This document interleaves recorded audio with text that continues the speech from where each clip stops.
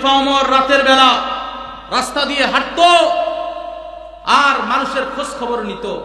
আমার শাসনামলে যদি একজন মানুষ যদি না খেয়ে মারা যায়, কাল কিয়ামতের ময়দানে মাহশারে যদি বলে যে আমি ওমরের শাসনামলে না খেয়েছিলাম, সে যদি আমার বিরুদ্ধে এই মামলাটা করে বসে, আমি ওমর তো আল্লাহর কাছে নিস্তার পাবো না।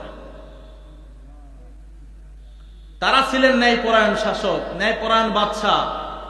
নিজের বেলায় যেমন হুয়াল আদিলু ফি নাফসিহি ওয়াল আদিলু ফি হুকমিহি, নিজের বেলায় যেমন বিচার, নিজের দলের বেলায় যেমন বিচার, নিজের লোকের বেলায় যেমন বিচার, অন্য দলের মানুষের বেলায়ও তেমন বিচার। কথা বলেন ঠিক কি ঠিক না? আর আমাদের দেশের লোকের অবস্থা কি হয়েছে? আওয়ামী লীগ ক্ষমতায়, বিএনপি ক্ষমতায় নাই, বিএনপির লোকের নামে অডল অডল মামলা, শত শত মামলা দিতে দিতে মামলার ঘাটতি এত বড় হয়ে গেছে। কথা বলেন ঠিক কি ঠিক না? আবার এখন 5 তারিখের পরে আওয়ামী লীগ নাই, বিগত শাসক নাই। কি হয়েছে জানেননি? যারা আওয়ামী লীগের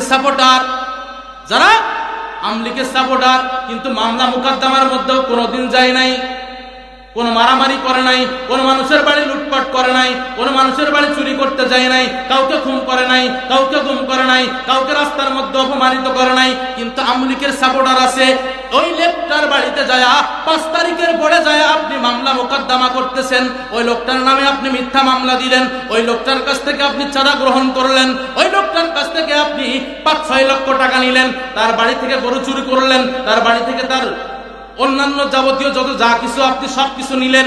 আপনি অন্য দলের সাপোর্টার হয়ে আওয়ামী লীগের লোকের বাড়িতে হামলা করলেন। আপনাকে এই আদেশ কে দিল? কথা বলেন ঠিক কি ঠিক না?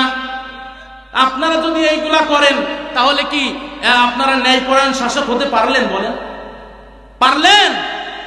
আল্লাহ রাসূল বলছেন ওয়াল আদিলু ফি নাফসিহি ওয়াল আদিলু ফি হুকমিহি, নিজের বেলায় যেমন অন্যের বেলায় তেমন।